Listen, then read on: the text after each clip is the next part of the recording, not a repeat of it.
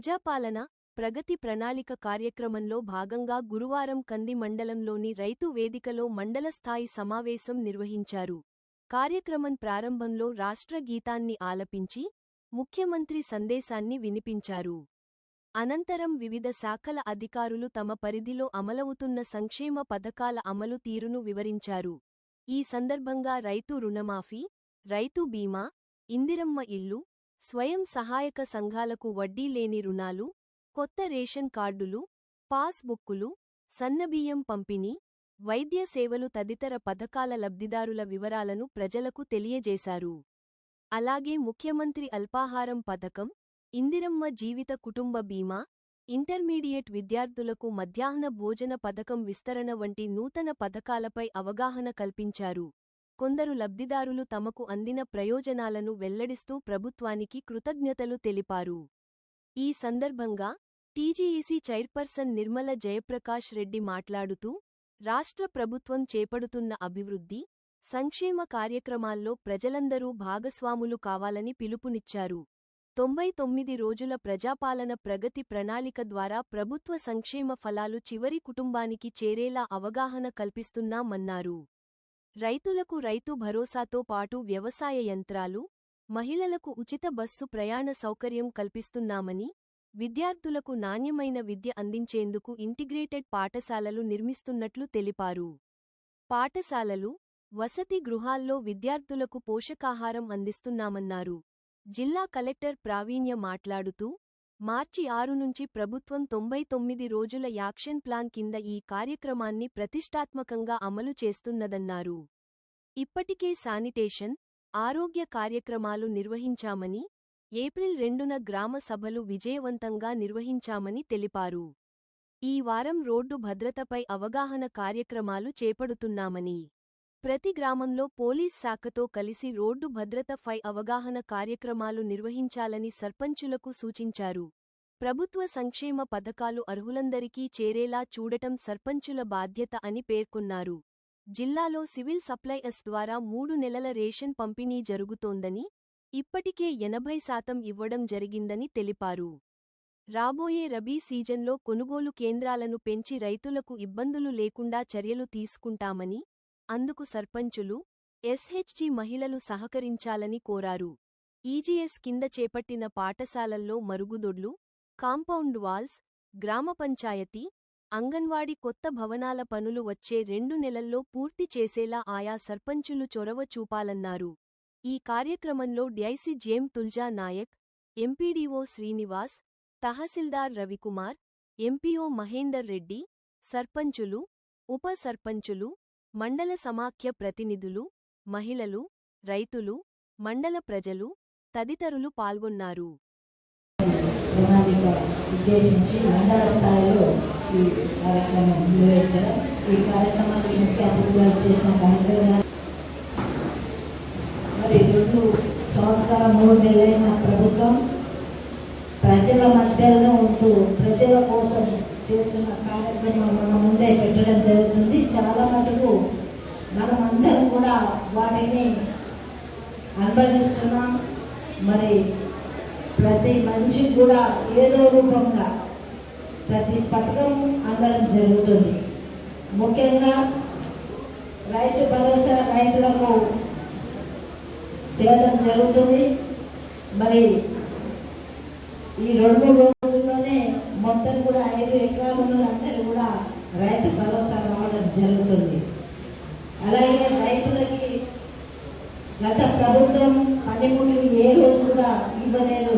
మరి ఈ ప్రభుత్వం వచ్చినాక రైతులు పనిముట్లు, ట్రాక్టర్లు కానీ, ట్రాక్టర్ సంబంధించిన పనిముట్లు కానీ, డ్రోన్స్ కానీ, మరి స్ప్రే చేసే మిషన్స్ కానీ మరి ఇవ్వడం జరిగింది. ఎస్సీ వాళ్ళకి సబ్సిడీ కూడా 30%, 40% సబ్సిడీ కూడా ఇవ్వడం జరిగింది. ముఖ్యంగా రైతులు ప్రభుత్వం ఏం చెప్తుందంటే పంట మార్పిడి చేయాలి. మనము ఒకటే పంట వెళ్తున్నాం కాబట్టి పంట దిగుబడి తగ్గిపోయి మరి ఇబ్బందులు వస్తున్నాయి రైతులకు. రైతు పంట మార్పిడి చేస్తే మరి భూమి సారవంతమవుతుందని చెప్పడం జరుగుతుంది. మనం గమనించాలి. ఎందుకంటే మనం తినేది ఒకటే అన్నం తింటే ఎట్లా ఉంటుంది, అందులో కారం కానీ ఉప్పు కానీ మరి లేదా కూరగాయలు కలుపుకుంటే ఎట్లా ఉండదో భూమి కూడా అలాంటి పరిస్థితి మనం తీసుకురావాలి. ఒక అన్నమే తినడం కాదు కాబట్టి దాంట్లో అన్ని కూడా 9 రకాల ఈరోజు 99 రోజుల ప్రజాపాలన ప్రగతి ప్రణాళికలో భాగంగా మనము మండల లెవెల్ ప్రోగ్రామ్స్ అన్ని మండలాల్లో ఈరోజు ఏర్పాటు చేసుకుంటున్నాము.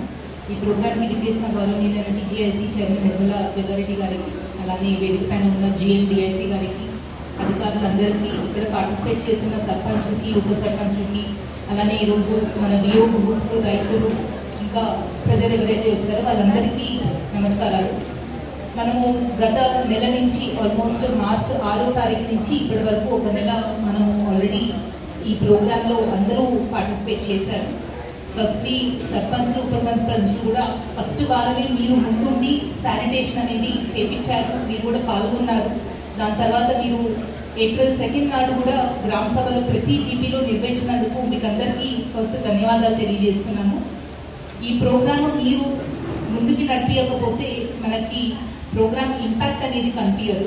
ఎందుకంటే ఏ పని చేయాలన్నా ఫస్ట్ గ్రామంలో సర్పంచ్, ఉప sarpanch, ward members, Panchayat secretary అందరూ కలిసి పనిచేస్తేనే ఏ ప్రోగ్రామ్ అయినా, అది నేషనల్ ప్రోగ్రామ్ అవ్వచ్చు, స్టేట్ లెవెల్ ప్రోగ్రామ్ అవ్వచ్చు, డిస్ట్రిక్ట్ లెవెల్ మనం తీసుకునే ఇనిషియేటివ్ అవ్వచ్చు, వీటన్నిటికీ కూడా ఒక గ్రామ పంచాయత్ అనేది మనకి యూనిట్ కాబట్టి అక్కడ యాక్టివ్ ఇన్వాల్వ్మెంట్ మీరు అందరిది రెగ్యులర్గా ఉండాలి అని కోరుతున్నాను. ఇప్పటి వరకు కూడా మీరు బాగా పార్టిసిపేట్ చేశారు.